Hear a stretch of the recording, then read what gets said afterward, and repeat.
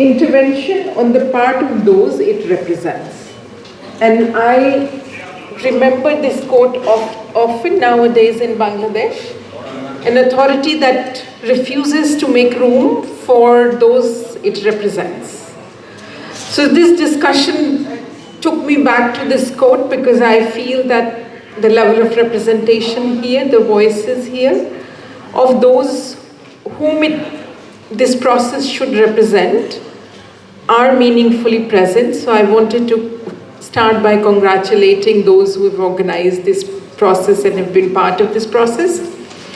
As I was listening to whatever I could understand through translation, one of the things I wanted to flag here was the issue of root causes of all the challenges that you raised. And while the challenges come from very diverse range of groups, the root causes are often pretty similar and not so different to what causes problems for indigenous people from what causes problems for women. It's the same power structures, I suppose, that we all face in our society. So despite all these years of working towards equality and upholding the UN Charter, we seem to be failing on some of the very basic fundamental principles of the Charter, which are equality, dignity, and equality, human dignity, and social justice. So that occurred to me as some of the key root causes, and I wanted to flag this for further discussion as we make recommendations in this process. Also to look at the root causes which then make it easier for us to think of solutions. Because one is to state the problem, which is the first step, but we also need to be more strategic in coming up with the solutions. So that was one thought that crossed my mind, and I wanted to bring it to all of you today. The second issue is the issue of intersectionality of marginalization, because we all,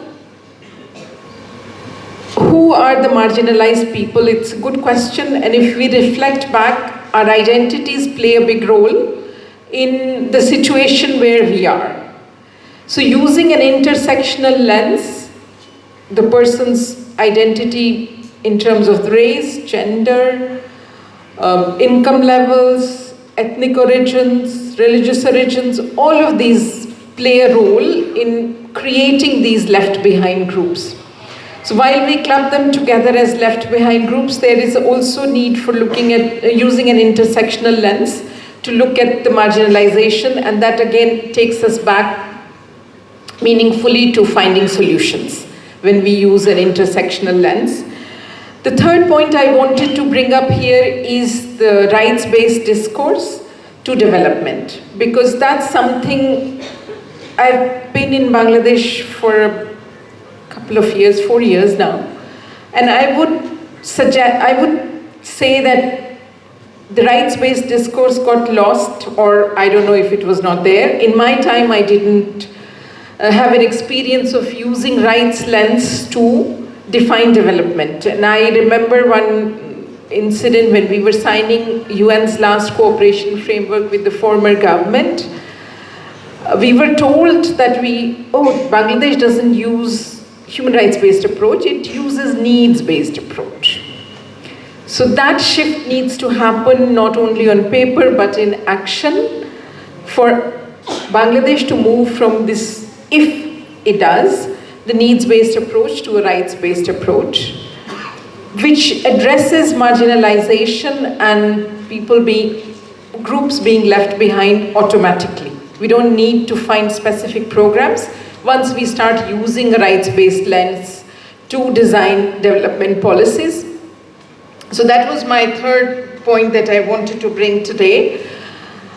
And one of the things that we, in the course of time, using rights-based approach, member states also shifted from using the term economic, social, and cultural rights to more using leaving no one behind. I would call it a political decision.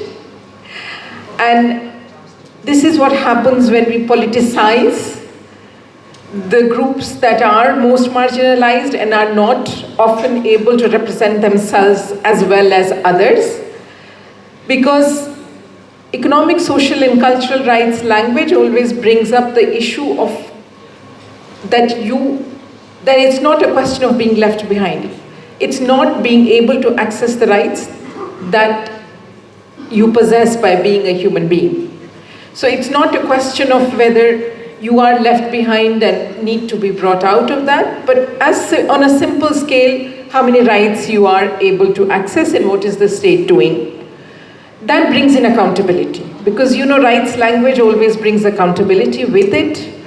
And despite having this discussion for decades now, I think it's time for all of us to move towards using rights as the framework for designing, developing, and implementing development. That's all I wanted to say. I know Deb is a very strict timekeeper, so before he interrupts me, I would stop here, but thank you for giving me this opportunity, and I hope that these reflections will make their way into further discussions and